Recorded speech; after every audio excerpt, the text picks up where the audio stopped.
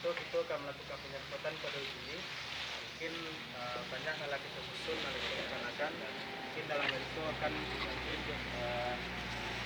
dua atau hanya banyak pembunuhan tidak langsung untuk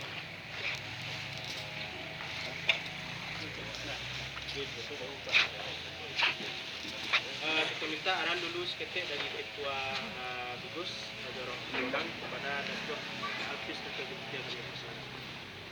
Assalamualaikum warahmatullahi wabarakatuh.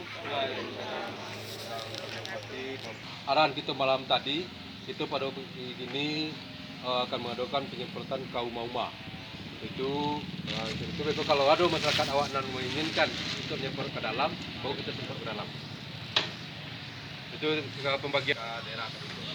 Jadi itu dari kami kalau kita akan mencapai kemudian itu sudah. Assalamualaikum warahmatullahi wabarakatuh. Waalaikumsalam warahmatullahi wabarakatuh. Terima kasih kepada selanjutnya kita arahan.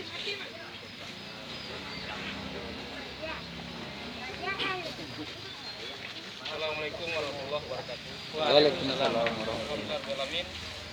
Alhamdulillah.